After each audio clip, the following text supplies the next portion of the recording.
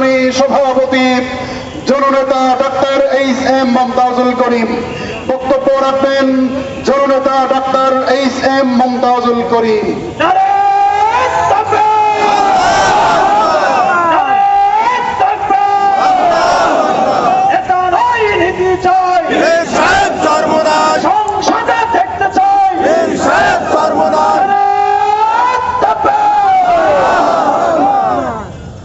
আসসালামু আলাইকুম ওয়া রাহমাতুল্লাহি ওয়া বারাকাতুহু। ওয়া আলাইকুম আসসালাম ওয়া রাহমাতুল্লাহ। ইসলামী আন্দোলন বাংলাদেশ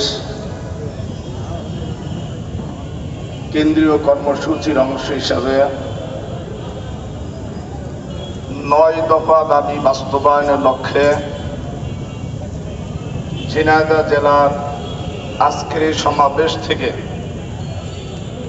আপনারা দীর্ঘ সময় বক্তব্য শুনেছেন। আমাদের যা বলার, সাংগঠনিকভাবে যা বলার আমাদের নেতৃবৃন্দ আপনাদেরকে বলেছে, আপনারা শুনেছেন। এখন আমাদের কাজ হলো পাড়া মহল্লা থেকে শুরু করে সর্বস্তরে সর্ব জায়গায় আমাদেরকে একটি দুর্গ গড়ে তুলতে হবে। এই দুর্গ গড়ে তোলার জন্য আমাদেরকে প্রস্তুতি নিতে হবে, আমাদেরকে সক্রিয় ভূমিকা রাখতে হবে। ভাইয়েরা আমার, বিভিন্ন আবহাওয়ার প্রতিকূলতা থেকে বা জোহর থেকেই আবহাওয়ার প্রতিকূলতা ছিল। এই আবহাওয়ার প্রতিকূলতা বৃষ্টির জন্য আমাদের প্রোগ্রামটা একটু শুরু করতে দেরি হওয়ার কারণে শেষ করতেও কিছু দেরি হচ্ছে। এই জন্য আন্তরিকভাবে দুঃখিত। সাথে সাথে আপনাদেরকে ইসলামী আন্দোলন বাংলাদেশ ঝিনাইদহ জেলা শাখার পক্ষ থেকে আন্তরিক মোবারকবাদ জানাই যে আপনারা দূর দূরান্ত থেকে আজকের প্রোগ্রামে আসার জন্য। সংগ্রামী সাথী বন্ধুরা, আপনারা জানেন যে এই ছাত্রদের গণ অভ্যর্থনার মাধ্যমে আজকে বাংলাদেশ 16টা বছর পরে আবার লাল সবুজের পতাকা ফিরে পেয়েছে। আজ আমরা যেই জায়গায় দাঁড়িয়ে কথা বলতেছি, দীর্ঘ 16টা বছর আমরা দেখছি এই জায়গাটাই কিছু টোকাই এই জায়গা দখল করে এই জায়গার ভিতরে কোনো ভালো মানুষকে উঠতে দেয় নাই। এই টোকাইরা দীর্ঘ 16টা বছরে জায়গা দখল করে রেখেছে। আমরা এই জায়গা থেকে ঘোষণা করেছিলাম, এই টোকাইরা পাশে দাঁড়িয়ে দাঁড়িয়ে শুনেছিল, আমাদের বক্তব্যগুলোকে পরবর্তী ব্যঙ্গ করেছিল। আজ সেই ব্যঙ্গকারী টোকাইরা বাংলা জমিন ছাড়তে বাধ্য হয়েছে।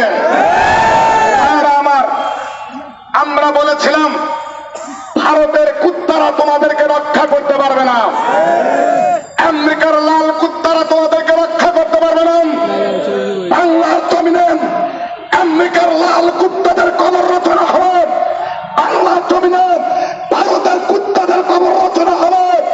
এবার 5ই আগস্ট ছাত্র জনতা আমার জনতাকে সাথে নিয়ে ভারতের কুত্তাদেরকে বাংলার জমিনে শুধু দাফনই করা হয় নাই, বঙ্গোপসাগরে নিক্ষেপ করা হয়েছে।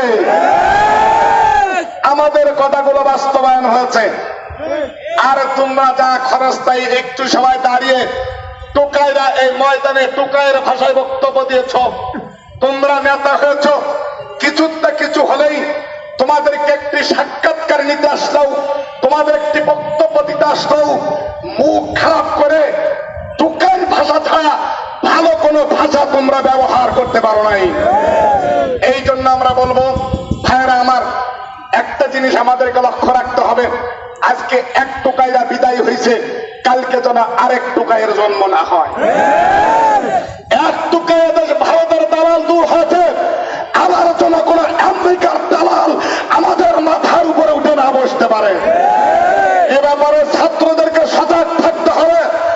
আর বাংলাদেশের মানুষ দেখিয়ে দিয়েছে, বাংলাদেশের মানুষ বুঝে গেছে আন্দোলন কাকে বলে, আন্দোলন কিভাবে করতে হয়, কিভাবে সংসদের চেয়ার থেকে, বঙ্গভবন থেকে, সংসদ থেকে টেনে আসিয়ে মাটিতে লাফাতে হয়। এটা বাংলার আমার জনতা বিদেশের ধর্ম না, এটা জানে। কথা বলেন ঠিক কিনা? এই জন্য সাবধানের সাথে আমাদের পথ চলতে হবে। সাবধানের সাথে সামনে যারা আসবে তাদের জন্য আমরা 9 দফা দাবি দিয়েছি। 9 দফা দাবি পীর শেখ চরমনার পক্ষ থেকে দেওয়া হয়েছে। আমি আশা করি এই 9 দফা দাবি যারা শুনেছেন, এই 9 দফা দাবি একটাও চরমনার বিশ্বের কোন দলের দাবি নয়। এই 9 দফা দাবি এই 55,000 বর্গ মাইলের রাস্তা, এই 55,000 বর্গ মাইল এই বাংলাদেশকে সুস্থ করতে হলে, রোগাক্রান্ত থেকে সুস্থই ফিরিয়ে আনতে হলে এই 9 দফাকে সামনে নিয়ে আগাতে হবে ইনশাআল্লাহ। ভাইরা আমার, আরেকটি কথা না বললে একেবারে নয়, সেটা হলো আপনারা জানেন যে এখন বর্তমান প্রশাসন এরা পুলিশ বাহিনী কর্মবিরতি দিয়েছে। কেন পুলিশ বাহিনী কর্মবিরতি দিয়েছে? এনারা যে কর্মবিরতি দিয়েছে, আমি আমার ব্যক্তিগত ভাষায় বলি, হ্যাঁ ওনাদের কর্মবিরতির সাথে, ওনাদের মতের সাথে, ওনাদের দাবির সাথে আমি একমত আছি। এটা আমার ব্যক্তিগত কথা, এটা আমি একমত আছি। বলবেন সভাপতি সাহেব কেন একমত আছেন? একমত এই কারণে আছি, পুলিশ বাহিনী, এই পুলিশ বাহিনী কারো না কারো নেতৃত্বে চলে, আইজির নেতৃত্বে চলে, ডিআইজির নেতৃত্বে চলে, এসপি সাহেবের নেতৃত্বে চলে, ডিসি সাহেবের নেতৃত্বে চলে। কথা বলেন ঠিক কিনা? এদেরকে নেতৃত্ব দিয়েছে, এদেরকে হুকুম করেছে, এই হুকুম রক্ষা করার জন্য এরা গুলি চালাতে বাধ্য হয়েছে। এই জন্য পুলিশ বাহিনীরা কর্মবিরতি নিয়ে বলেছেন, আমরা আমাদের স্বাধীনতা চাই। আমাদের নেত্রীরা, আমাদের যারা উপরে আছে, মন্ত্রী এমপিরা আমাদেরকে অর্ডার করবে, ব্যবহার করবে, আর জনগণের মুখে মুখে দাঁড়িয়ে আমাদের জীবন যাবে, এটা হতে পারে না। পুলিশ ভাইদের দাবি সঠিক কি সঠিক না? এটা দাবি সঠিক। এরপরেও বারবার প্রশাসনের কাছে বলতেছি, হ্যাঁ এনাদের দাবি সঠিক, কিন্তু তারপরেও ওনারা যেই 16টা বছর যে কাজ করেছে এটা ভুলার নয়, এটা ভুলে যাওয়ার নয়। এরপরেও জনগণ ভুলে গেছে, জনগণ মনে রাখে নাই। প্রশাসনের সাথে আমাদের বৈঠক হয়েছে। ভাইয়েরা আমার, আমরা ইসলামী আন্দোলনের যারা নেতা কর্মী আছেন সবাইকে জানিয়ে দিতে চাই, আমরা প্রতিটা ওয়ার্ডে ওয়ার্ডে, মহল্লায় মহল্লায়, ইউনিয়নে ইউনিয়নে আমরা দুর্গ তুলে করবো। যেটা গতকাল পর্যন্ত চলে গেছে, 5ই আগস্ট পর্যন্ত যেটা চলে গেছে, সেটা আর সামনে আমরা না এনে এই পুরো প্রশাসন ভাইদেরকে সার্বিকভাবে আমরা সহযোগিতা করব।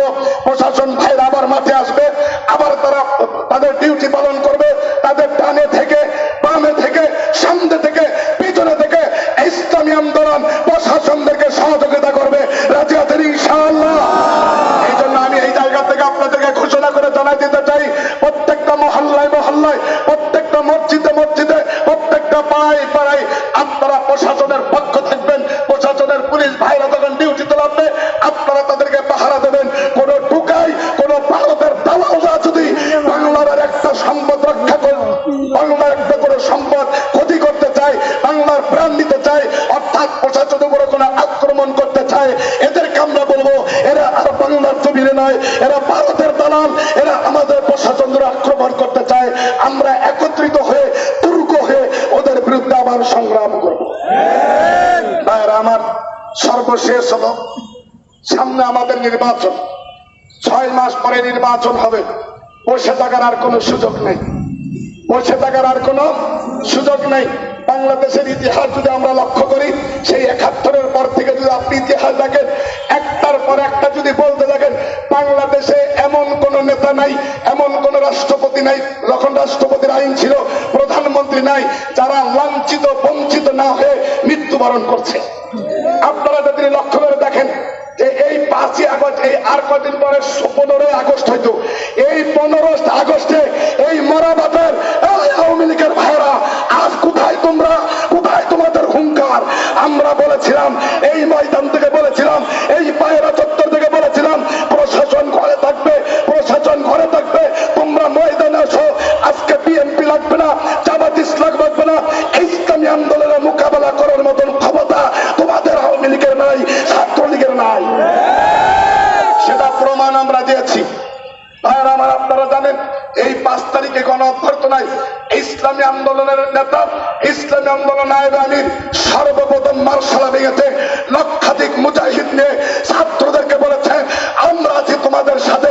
বীর শেখ চরমনা ঘরে বসেছিল না, ইসলামী আন্দোলন ঘরে বসেছিল না, ছাত্রদেরকে সহযোগিতা করার জন্য, এদের রক্তের বদলা নেওয়ার জন্য 1 লক্ষাধিক মুজাহিদ নিয়ে কারফু ভেঙে সর্বপ্রথম বঙ্গভবনের দিকে রওনা করেছে।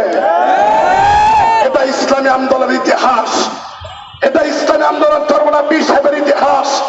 আজকে পুলিশ বাহিনী ঘরে ঢুকছে, টোকাইরা শহর ছাড়ছো, শুধু শহর না এ দেশ ছাড়ার জন্য চিন্তা ভাবনা করছে।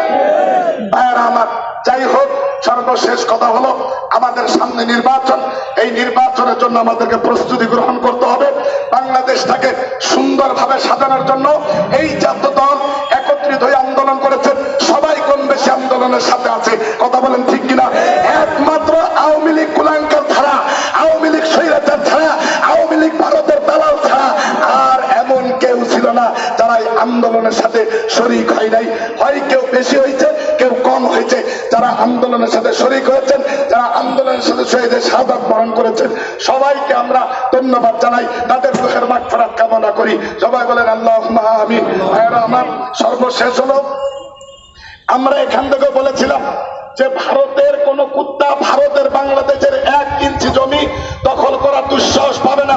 যদি 1 ইঞ্চি দখল করতে চায়, তাদের চোখ আমরা উপড়ে ফেলবো ইনশাল্লাহ। সেই দিনে এসে মোদি বাবার আর কোন ক্ষমতা নাই বাংলাদেশের একটা ইলিশ খাওয়ার, কথা বল ঠিক কিনা?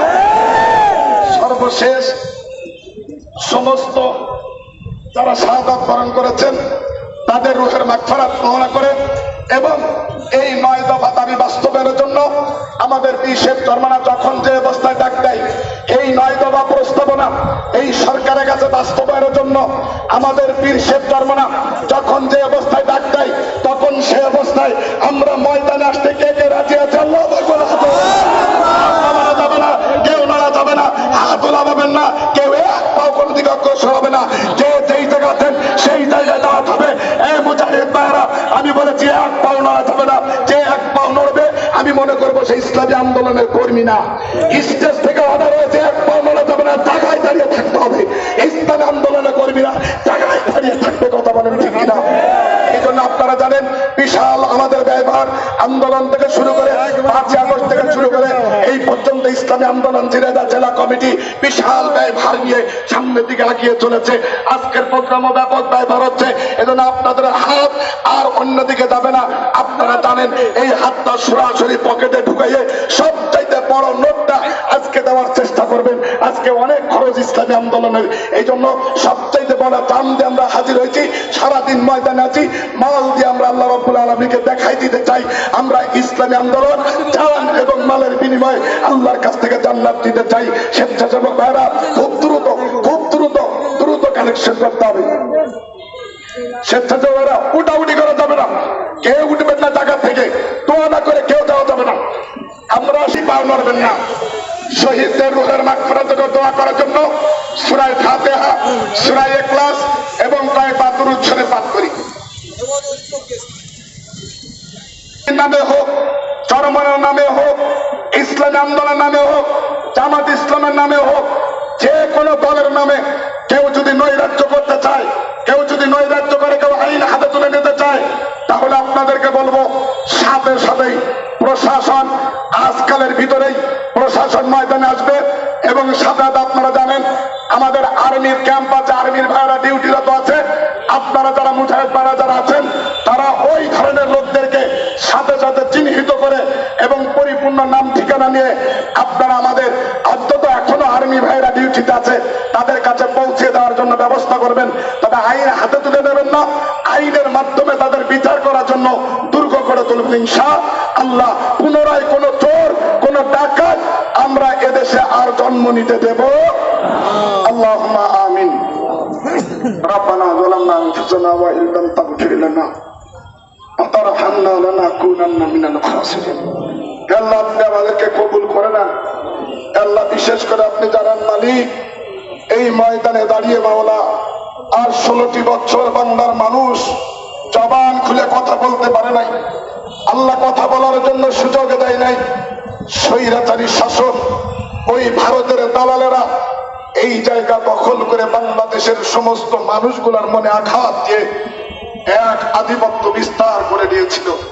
আল্লাহ, আপনি দয়া করে মায়া করে ছাত্রদের মাধ্যমে, বাংলার উলামা একরামদের মাধ্যমে, বাংলার আমর জনতার মাধ্যমে এই স্বৈরাচারীদের শাসনকে আপনি পরাজিত করেছেন। আল্লাহ বঙ্গোপসাগরে নিক্ষেপ করেছেন।